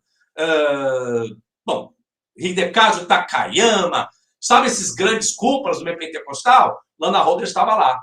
Montou a igreja dela LGBT. Tem lá casais de homossexuais, de lésbica e casados, pessoas casadas. Eu pergunto, usem a Bíblia. E cadê o poder da Bíblia agora? Onde está esse Deus da Bíblia agora? Que não liberta ninguém. Mas estão usando a Bíblia, gente. Por isso que eu estou colocando na cabeça de vocês. A Bíblia não tem poder algum para transformar ninguém. Quem tem essa escolha é o ser humano. E Deus não pode intervir nisso. É o livre-arbítrio que cada um tem. Cada um faz as suas escolhas. Só que aí quando chega nesse ato, as pessoas querem o poder miraculoso, sobrenatural, a ler a Bíblia, vai acontecer isso, vai acontecer aquilo. E não é bem assim, gente. Em respeito ao misticismo que cada um tem. Isso é mística. Tá? Obrigado. Maravilha, querido professor Fábio Sabino. Eu tenho aqui um superchat que vem do Antônio Miranda, Teologia Reversa. Muito obrigado, Antônio Miranda, por mais um superchat. Fala dos apócrifos que embasaram o Novo Testamento. Embasaram o Novo Testamento. Para você voltar ao seu tema, os apócrifos falavam de ditos orais ou de ditos acontecimentos dos evangelhos? Ok, obrigado. Antônio Miranda, obrigado pelo carinho, canal Teologia Reversa. Um abraço para você aí, viu? Sucesso, meu caro. Deus te abençoe sempre. Assim, ó. Os ditos orais, quem vai tratar dele, o fundamento, é a patrística, tá? E a patrística do primeiro século vai apoiar evangelhos que não estão na Bíblia, tá? Um deles, Evangelho de Hebreus. Veja bem, não é o livro de Hebreus que está na Bíblia. É o Evangelho de Hebreus, tá? Tá dando retorno aqui para mim, viu, Elton? Então, o Evangelho de Hebreus. A patrística fará menção desse conteúdo, desses ditos que percorriam o primeiro século. Tanto que é atribuído o caso da mulher adúltera, que está no Evangelho de João, se coloca que a originalidade desse conteúdo, por estar, e para muitos não foi atestado, está no Evangelho de Hebreus. Um outro problema que existe também, problema não, a solução, é que contém um evangelho também, lá do primeiro século, também não faz parte do cânon, que os seus registros foram descobertos por Hunt, 3 papiros gregos, porém descobriu-se a versão completa no cópita, não lembro qual dialeto agora, se saítico, faiúmico, mimúmico, não lembro qual dialeto da língua cópita agora, também do Evangelho de Tomé. E o Evangelho de Tomé, ele contém 117 ditos de Jesus.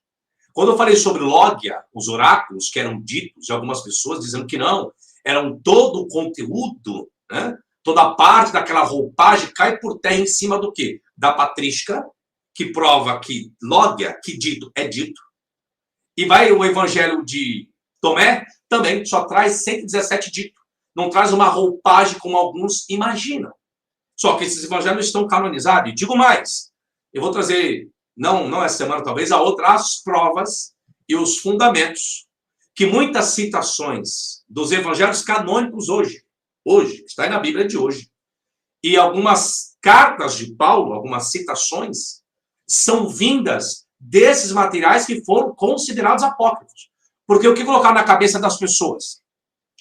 Que os evangelhos foram escritos no primeiro século, aí no segundo século surgem esses tais livros apócrifos e pseudepígrafos.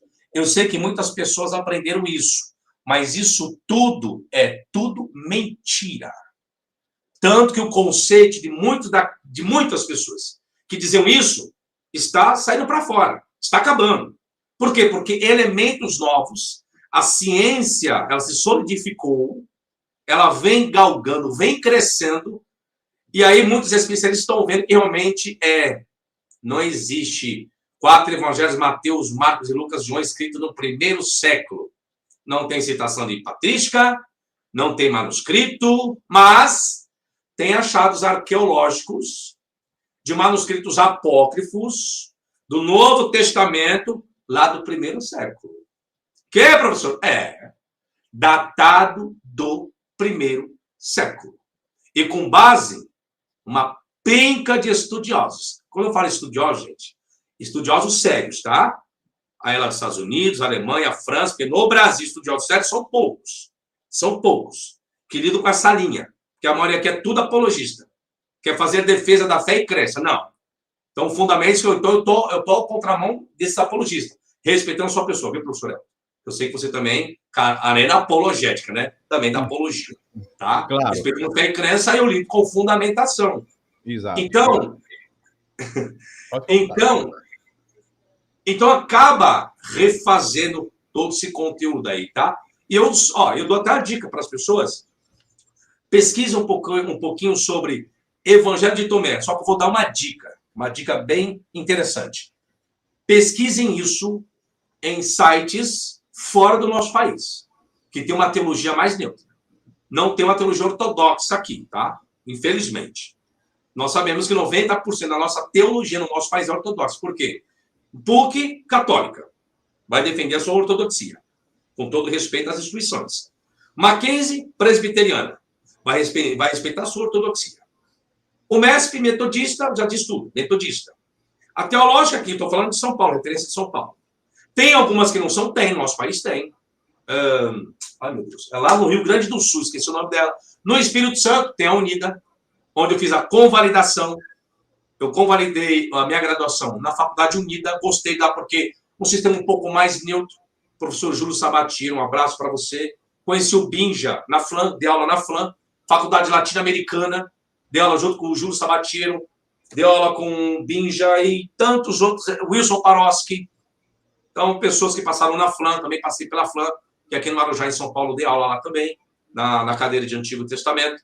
FAESP, a mantenedora, que eu dei aula, é a Assembleia de Deus Ministério do Belém. Então, existem muitas faculdades pequenas hoje, que as suas mantenedoras são igrejas, então, vamos defender um pouco da ortodoxia. Obrigado, viu? Maravilha.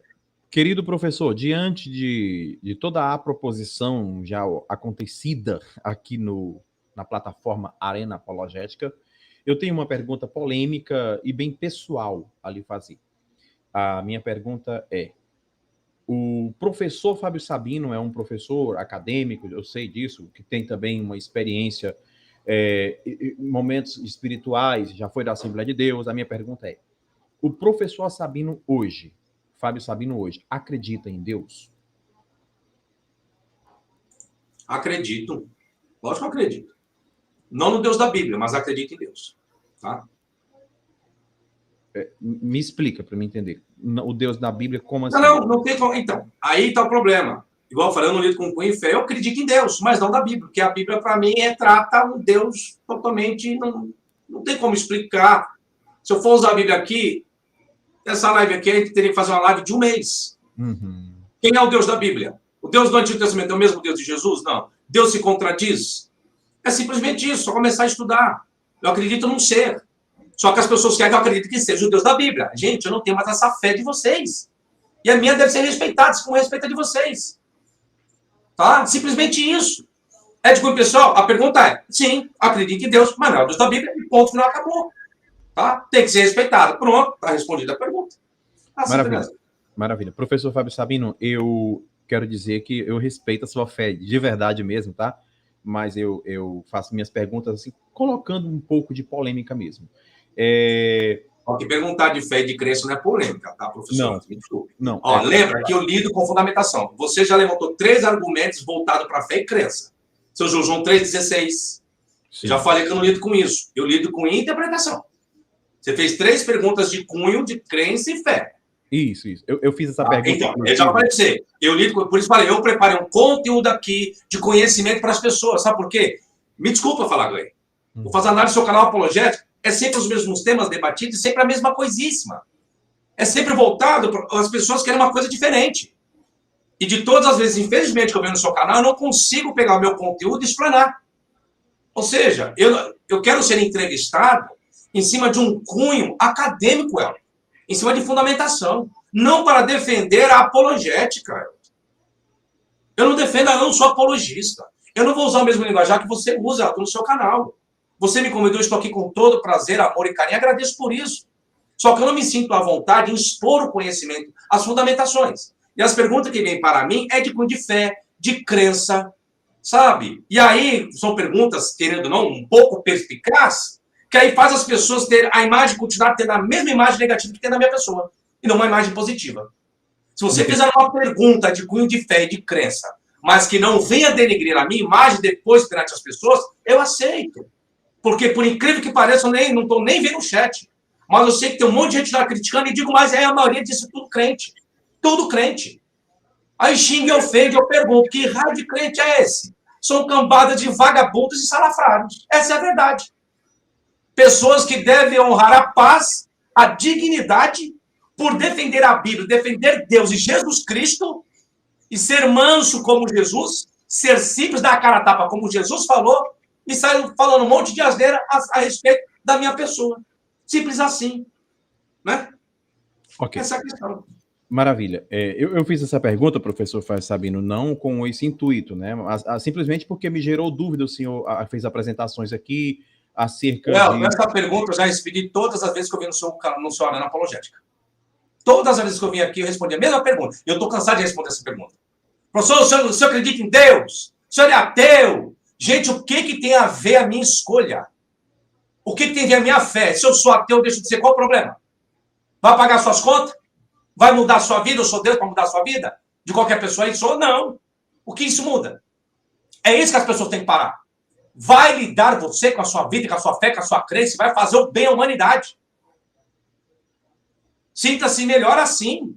Deixa cada um com a sua crença e fé. Não importa se é católico, se é espírita. Eu falo pra você, eu sou candomblessista, e aí? E aí? Aí eu pergunto, se eu fosse, já fui candomblessista, não fui mais. Não sou mais, mas eu fui. Fui ogã de candomblé, até eu conhecer a igreja evangélica. E digo, eu tenho muito mais conhecimento do que muitos que dizem ter o Espírito Santo. Que estão em igrejas, pregando, louvando e tantas outras coisas.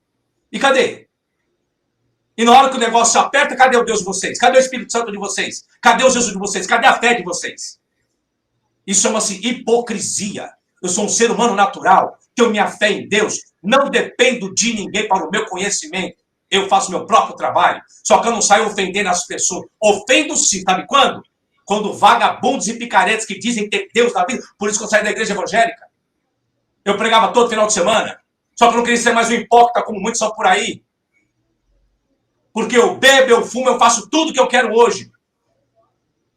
Porque se eu estou na igreja, coloco a Bíblia embaixo do braço, aí tem um monte de líderes aí, dentro de casa noturna, de puteira, enchendo o cu de cana, fumando maconha, usando droga, e usando o nome de Deus e vão em cima de um púlpito. Vamos rasgar o verbo aqui, vamos ser seres humanos, gente. O que é isso? Eu não sou hipócrita, não, viu? Muito bem, querido professor Fábio. Eu sou uma pessoa sincera. Maravilha. Então, tem a sua fé, tem a sua crença. Eu não debato isso. Mas se for para entrar nesse campo, vamos entrar. Aí vamos começar a tirar a capa que muitos têm por aí, quando eu pregava nas igrejas. Cheio de capa, cheio de fariseu, cambadas de hipócrita, isso é verdade. Maravilha. Entendi a sua proposta. Por isso que eu falei para você, não entra no campo da fé. Se fosse só no conhecimento, eu não estaria alterado. Tá? Por isso que eu falei. Quer me convidar, me convide. Procure focar. O professor Fábio Sabino é diferenciado, sim, senhor. Mas se eu for entrar na esfera de fé e crença, vou falar e vai ter que todo mundo ouvir. Assim como todo mundo quer me julgar, então vamos começar a julgar então. Tá vendo como sai do norte? Os fé e crença saem do norte do que é proposto. Qual que foi proposto a tema aí? Qual era o tema aí? Qual era a temática? Como a Bíblia surgiu os seus originais. Tá, qual o conteúdo que eu dei até agora aqui? Um conteúdo só. Vai mais de 2 horas de live aí. O que eu estou falando agora aqui? Palavras aleatórias, porque você está conduzindo dessa forma.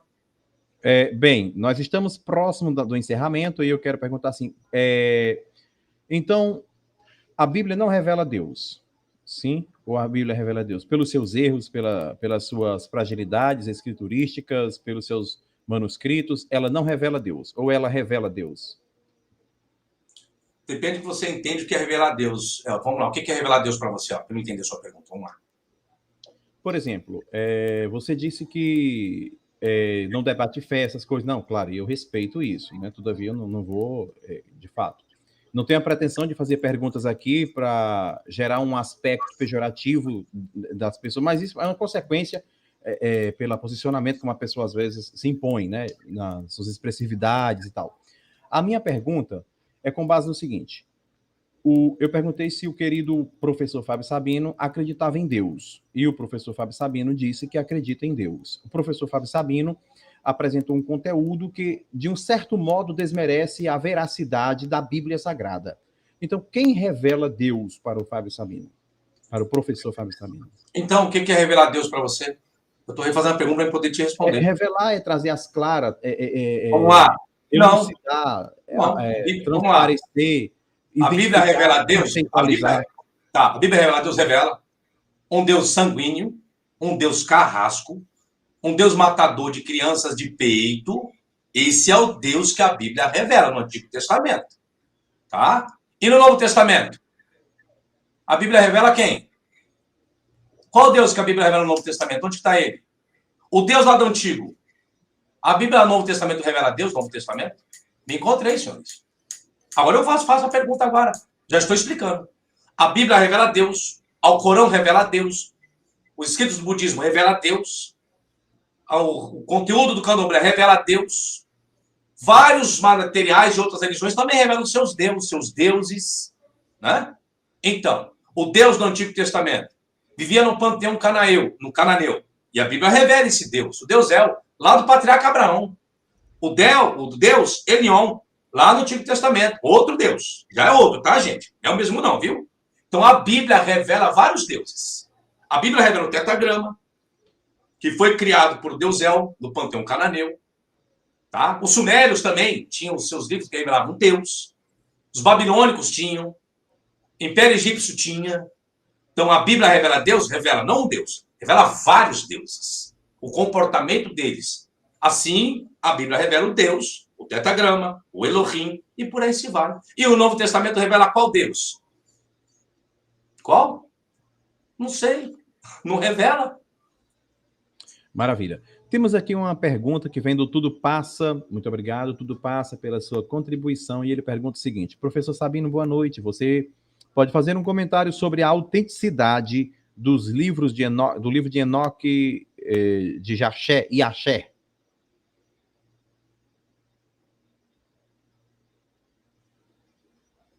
Vamos lá, livro de Enoque. Mais fácil aqui, porque o outro não tem tanto conteúdo. Mas vamos para esse aqui. Vamos lá, livro de Enoque.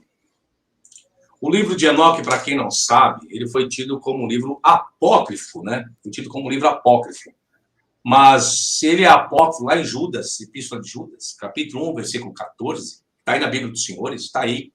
Já faz citação desse livro, diz assim: e desses profetizou também Enoque, o 7º depois de Adão, dizendo: eis que é vindo o Senhor com milhares de seus santos. Judas 1,14. Está fazendo citação do livro de Enoque, que foi considerado apócrifo. Mateus capítulo 19, versículo 28, que vai tratar a respeito do Filho do Homem. O Filho do Homem se assentará no trono da sua glória, é uma citação de Enoque. Mateus não teve revelação aí, não. Mateus fez uso do livro de Enoque, lá de 1 Enoque 62:5, que diz quando o Filho do Homem se sentar no trono de sua glória. Quando chega no livro do Apocalipse, que vai falar, Apocalipse 20, capítulo 20, versículo 13, vai falar, e a morte e o inferno deram os mortos que nele havia. Isso não foi uma revelação para João. E olha que o livro do Apocalipse diz isso, hein? Capítulo 1 diz isso. Revelação de Jesus Cristo, a qual Deus lhe deu. Peraí. Agora confundiu tudo. Seria um momento qual aparecesse Deus aí, né? Revelação de Jesus Cristo, a qual Deus lhe deu. Peraí, mas se Jesus é Deus, por que Deus está dando revelação para ele?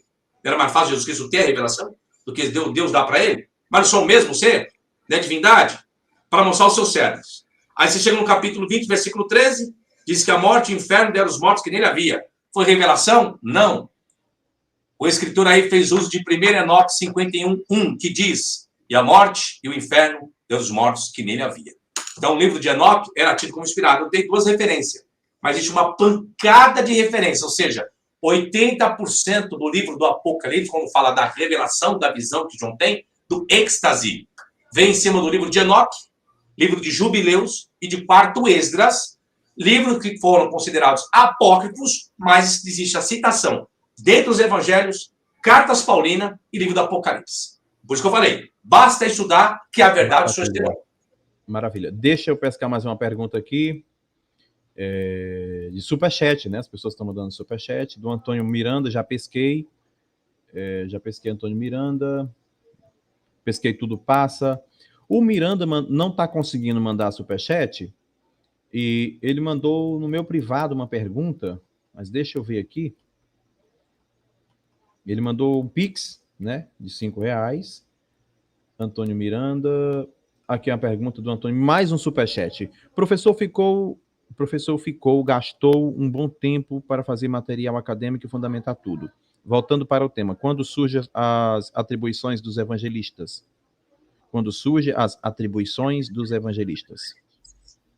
Vamos lá. A respeito de Mateus, Marcos, Lucas e João, vai aparecer lá em 185 depois de Cristo, pelo pai da igreja Irineu. Pai da igreja Irineu, que vai atribuir o evangelho de Mateus a Mateus, Marcos a Marcos, Lucas a Lucas e João. Em 185 depois de Cristo, quando Irineu vai construir a sua obra chamada Contra as Heresias. E isso já se vê a tendenciosidade daquilo que ele julga ser heresia.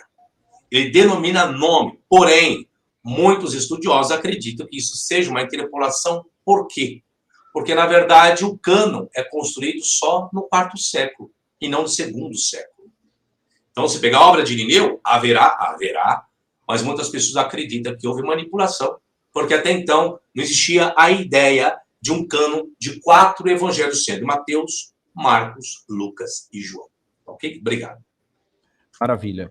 Gente, alguém precisar aí, o Pix do Arena já está aí, digitei aí no próprio chat, se vocês precisarem, algumas pessoas comentaram aí, eu acho que uma pessoa comentou, Pix é bom, uma coisa assim, não sei se está precisando, de qualquer forma está aí.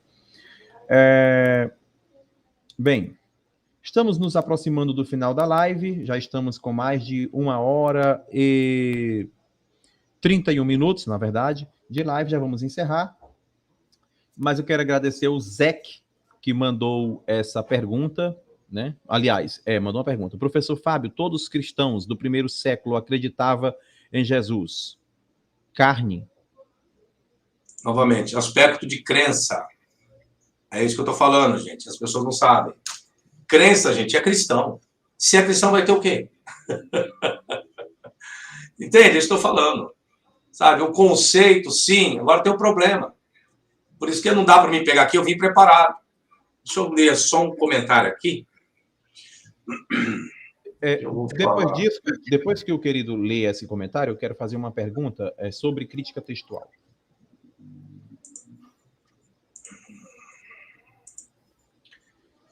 Deixa eu pegar aqui, pronto. Vou ler um pedaço aqui de uma obra de Constantino von Tischendorf. Roteiros de introdução. Agora até perdi. Pode ler aí, Elton, até eu achar que é a obra aqui, peraí. Ok.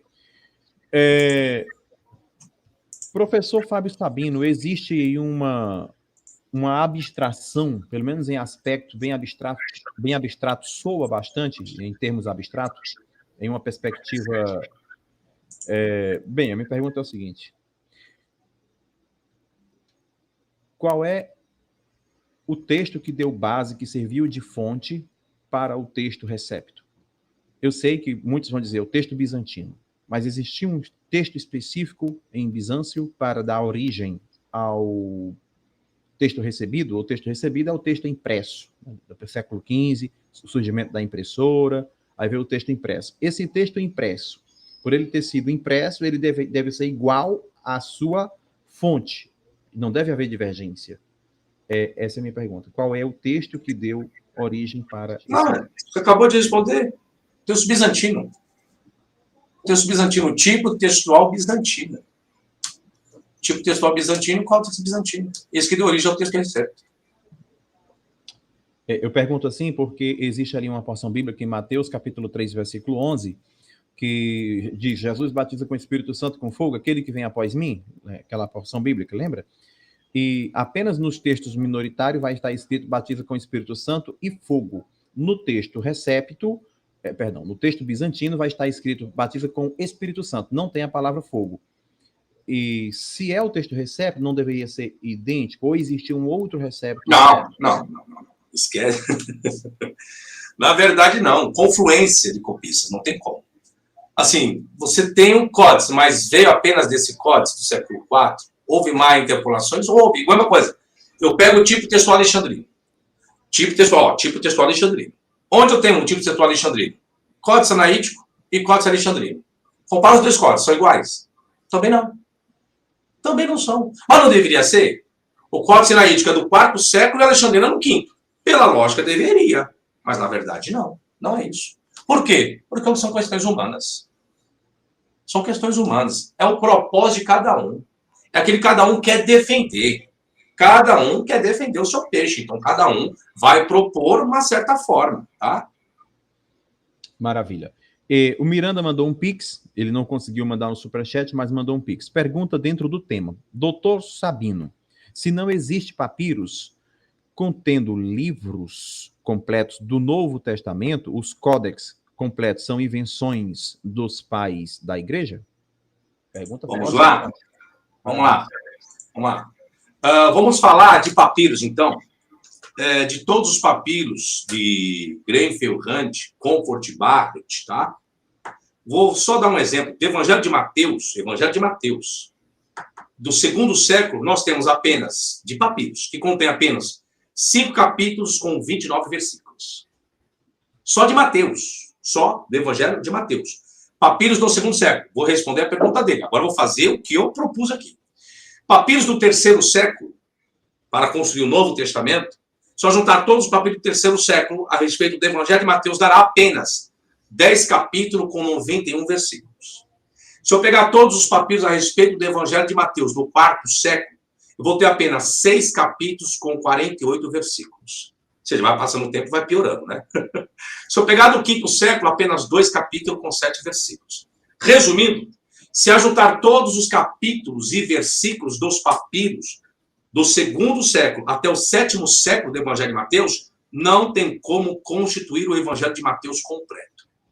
Pois o Evangelho de Mateus tem 28 capítulos com um total de 1068 versículos. Enquanto que todos os papiros descobertos se têm apenas 198 versículos de apenas 22 capítulos. Se fizer uso dos papiros até o quarto século agora, se terá apenas 168 versículos de apenas 16 capítulos. Agora vem, como que chegou completo, então, os papiros? Inserção da patrística, o nome se dá ampliação. Por que ampliação, professor? Porque o fundamento que se tem é que existiam os ditos de Jesus. Os ditos. Só que não é o que está hoje nos evangelhos. Existiam muito mais. E eu vou provar isso essa semana, em cima de outras obras de achados arqueológicos do primeiro século. E fizeram o quê? A ampliação. A ampliação por parte de quem? Por parte de alguns pais das igrejas. Tem como comprovar? Tem, gente. É só você ir no Código Sinaítico e ver que lá já está o quê? O trabalho de quem? Dos pais das igrejas. Pastor de Hermas e tantos outros. Vai lá no Códice Vaticano, você vai ver omissão. Por que omitido? Porque isso foi pelos pais das igrejas. Vai no Códice Alexandrino, tem inserção lá de primeiro e segundo Clemente, que é o Clemente de Roma do primeiro século. O que está fazendo o Códice Alexandrino? Porque os pais colocaram. Se os pais das igrejas colocaram outras obras dentro desses códices fechados e completos, que não fazem parte da Bíblia, o que dirá de todo o conteúdo delas, senhores? Tá? Mas depois o professor traz todos os fundamentos, tá bom? Obrigado. Maravilha. Estamos quase encerrando. Quero pegar aqui a pergunta para encerrar, gente. Professor Fábio Sabino, eu quero mais uma vez salientar que eu não tenho a intenção de gerar perguntas aqui com propósitos pejorativos, tá? Isso foi consequência do contexto, tá bom? Eu tenho um respeito por ti, jamais eu faria uma coisa dessa, tá bom? Quero deixar isso, nós estamos com um público aí vasto, e eu estou dizendo isso publicamente. Marcela Tafona na Bíblia. Sabino, uma Bíblia deve ser considerada de valor pelo seu conteúdo traduzido comparado aos manuscritos? Ou o que a embasa são os nomes dos tradutores? Deve Wacker? É isso, Marcela Tafona? O escrito ou os nomes impressos? Pode ficar à vontade, querido professor Fábio Sabino.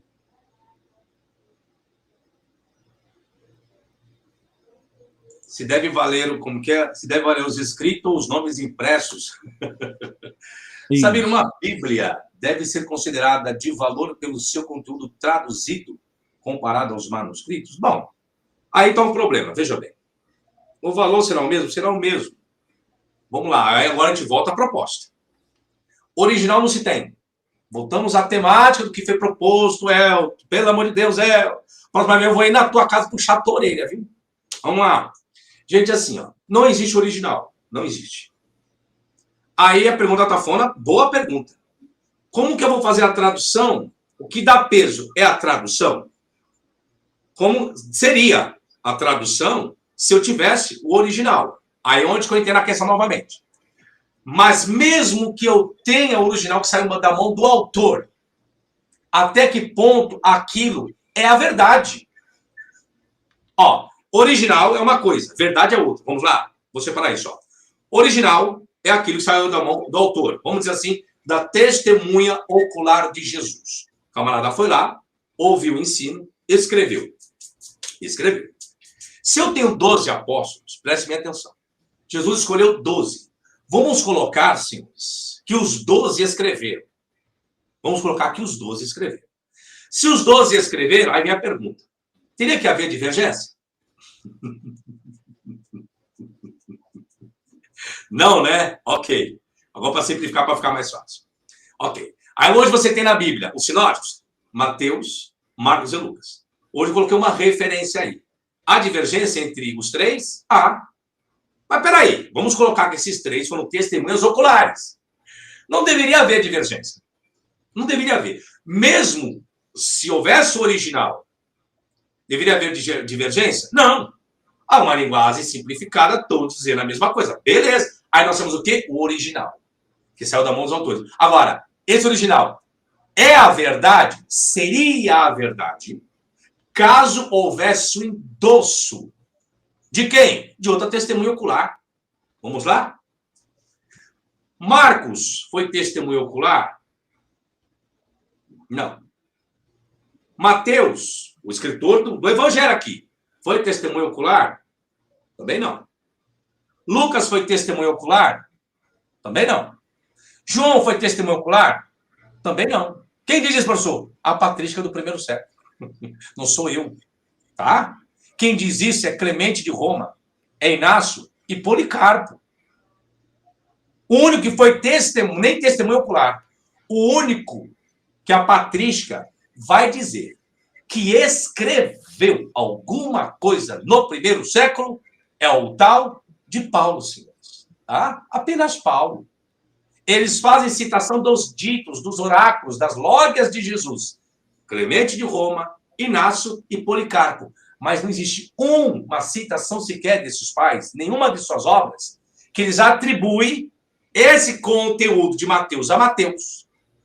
De Marcos a Marcos, de Lucas a Lucas, de João a João. Ele cita João, alguns dos pais. Mas não fala de nenhum registro escrito sobre os meus. Interessante que esse trabalho sobre o Logos, foi uma pergunta que foi feita aí, o professor Elton. E os pais das igrejas, quando vão falar do Logos, em nenhum momento eles atribuem o Logos ao apóstolo João, que escreveu o seu evangelho, que está na Bíblia hoje. Por isso que eu falo, ciência e fundamento é uma coisa, crença é outra. Tá? Então, respondendo a pergunta aí do nosso amado aí, o Atafona, né? O Atafona. Deve valor escrito os outros nomes impressos? Não, o valor que se tem que dar tem que ser ao conteúdo. Né? Ao conteúdo. Porém, o nome foi atribuído lá no finalzinho do segundo século. Tá bom? Obrigado. Maravilha. E agora a Sandra Batistella vai estar chegando para fazer o anúncio, falar com o pessoal do chat. E na sequência, o nosso querido convidado, professor Fábio Sabino, vai estar fazendo as considerações finais. Mas, por enquanto, Sandra Batistella, como está o chat?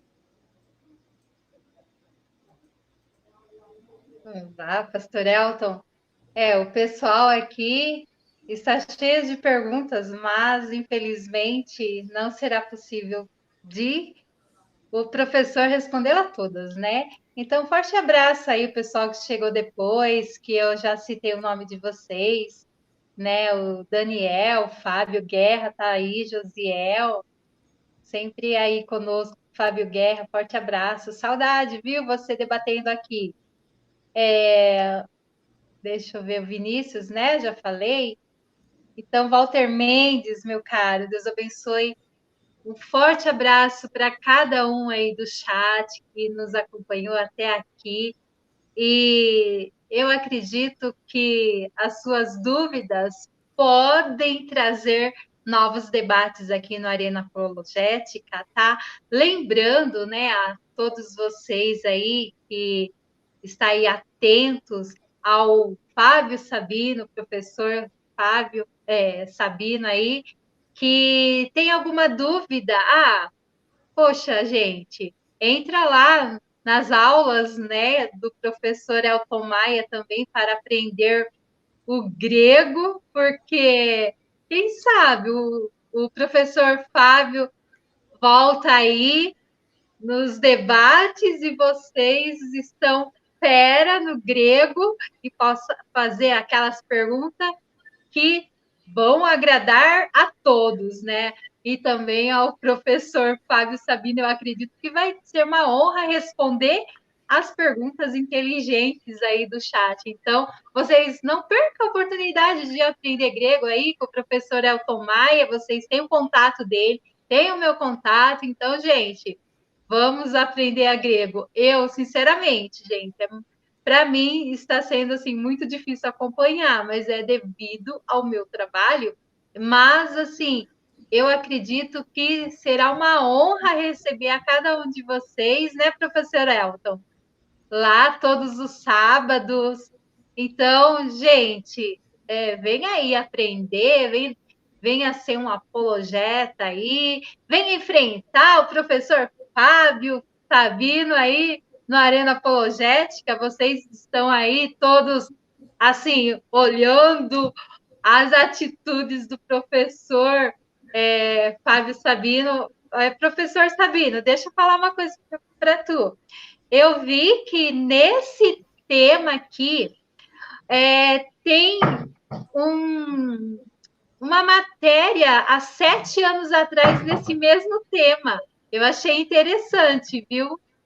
E parabéns aí, né, pela atitude, pela coragem, porque assim não é fácil estudar as Sagradas Escrituras e ter um ponto de vista que mexe, né, com muitas pessoas, porque eles estão crendo que eles aprenderam tudo ali, a Septuaginta, e o irmão vem aqui na Arena Apologética falar para gente que o Codex ali tá meio que duvidoso. Gente, é demais. Professor Fábio Sabino, eu acredito que vai ter muitas perguntas aí para o professor responder. Eu acredito que sim, porque eu tenho muita dúvida. Pena que eu não posso fazer mais perguntas, porque o tempo está assim. Ó, temos 6 minutos para terminar. Mas, olha, Deus abençoe a cada um que ficou até agora aqui conosco. Fábio Sabino, tu tem o nosso respeito aqui no Arena Apologética. É sempre bem-vindo mesmo, tá? Eu acredito que às vezes tem umas falhas aqui, mas podemos consertar sim, né? Então, assim, nós já pedimos a desculpa aí, se algum momento tu ficou bravinho com a gente, mas também a gente fica muito bravo contigo, porque é assim, não tem como responder a todos, né? Não tem. Arruma aí o tempinho e vem novamente aqui. Não, até dá. Acho que travou o áudio dela, impressão minha, Neto. Deu uma travada. Fala, Sandrinha. Deu, não. Deu não. É que ela se Respondendo a sua pergunta, deu uma travada, mas respondendo a sua pergunta, Sandra, dá até para fazer uma sabatina, dá. Em vez de propor um tema, dá para fazer uma sabatina aqui no canal Arena Apologética, pergunta e resposta dá. Contanto, eu vou pedir pela última vez. E se a próxima vez que eu vir no seu canal, você dá a dessa e colocar a questão de crença e fé, nunca mais eu volto no seu canal. Tô falando sério agora. Tá? Você tem que colocar na sua cabeça. Ó, eu já vi, ó. Perguntas assim. Não sei se é. Não, filho, você está lendo a pergunta, você tem que selecionar, filho. Seleciona a pergunta de cunho interpretativo, não de cunho puxando fé e crença. Você está lendo a pergunta. Vamos fazer. Você está lendo para isso. Então, vamos assim, ó. Vamos marcar uma sabatina, pergunta e resposta. Entrou crença. Tu aceita uma sabatina, então. Vamos marcar uma sabatina. Tu sabatina. aceita uma sabatina. Tá? Eu amo sabatina. Professor Fábio, tem uma ideia. Você já pode deixar definido que não vai tocar nesse assunto. Então, se as pessoas perguntarem, você já vai dizer, não, porque, tipo, eu não posso controlar as perguntas, né? Das pessoas. Elas mandam diversas. Olha, eu não respondo. Todo mundo já vai estar sabendo que o professor Fábio Sabino não vai responder perguntas relacionadas à crença e fé pessoal de ninguém. Ele vai responder perguntas exegéticas, escatológicas e etc. Isso. Aí é diferente. Exemplo, perguntas também que não leve toda a live. Professor, e a trindade? Ô, gente, explicar a trindade em 2 horas, pelo amor de Deus. Pelo amor de Deus, né? Vamos ser sucintos. Professor, existe uma contradição, uma aparente contradição entre esse registro aqui dos evangelhos? Bom, lógico, vai ser ao vivo. Lógico, vai ser um tempo. Vou ter que pegar o texto aqui, analisar ao vivo. Pega o texto, vamos ver se no aparato crítico, se tem variante, vamos jogar variante. Aí, beleza, aí é gostoso. Sabatina assim é gostoso. Tá?